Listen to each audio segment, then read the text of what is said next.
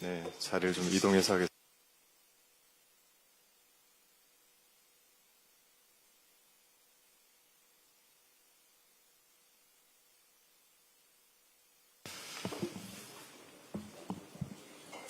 네, 특검 수사가 진행될수록 이 뇌리를 스치는 질문이 하나 있습니다. 도대체 왜 검찰은 이 많은 것들을 놓쳤을까? 놓친 게 아니라면 모른 채 했던 것인가?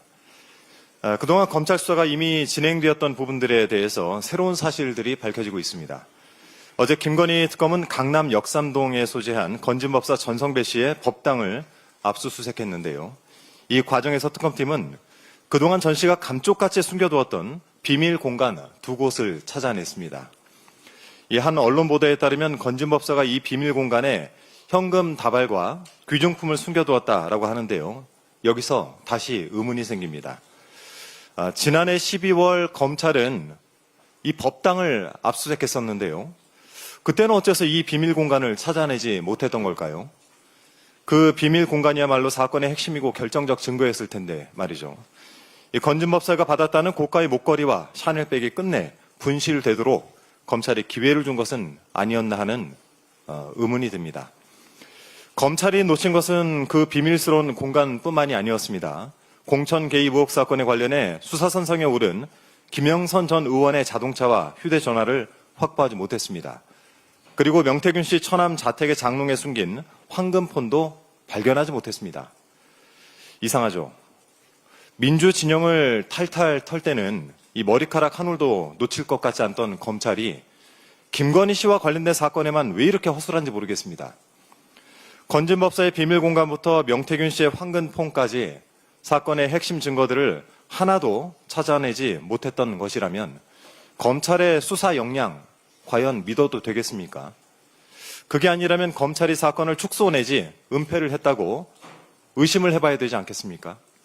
바로 이 부분이 김건희 씨가 지금까지 소환되지 않고 있는 이유이기도 한 것 같고 또 검찰 고위직에 앉아 계신 분들이 누구의 손을 빌려 그 자리에 앉아 있는지 추측되는 부분이기도 합니다.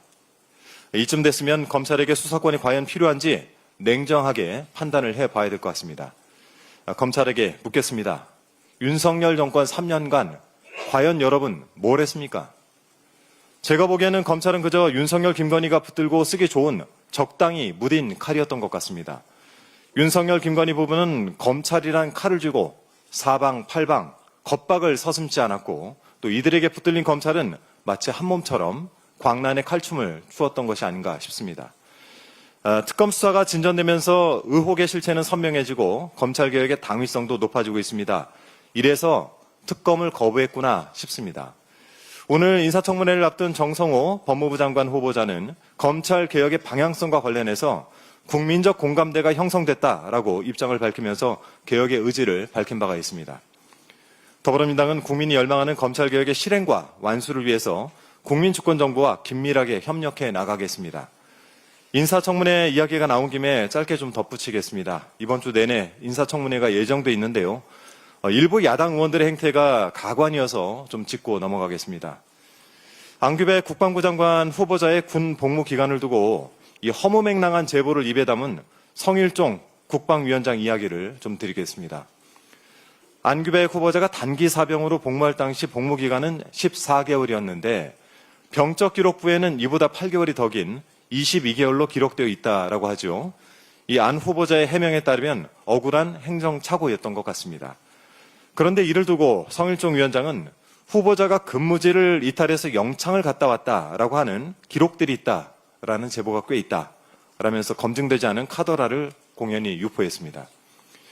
이게 국무총리 인사청문회 당시에 주진우 의원이 창작했던 장롱현금 6억 원과 다를 게 뭐겠습니까? 제가 알기로 성일종 위원장께서도 이 갖은 소문의 주인공이시던데 그런 이야기가 사실관계와는 다름없이 상관없이 또 퍼져나가면 괜찮으시겠습니까? 특히 권오을 국가보훈부 장관 후보자에 대한 국민의힘 의원들의 행태는 정말 눈뜨고 보기가 어려웠습니다. 추경호 의원은 오전 질의에서 권 후보자의 지난 선거운동을 문제 삼으면서 무속에 대해서 공부한 적이 있거나 신기가 있냐 이렇게 묻던데요.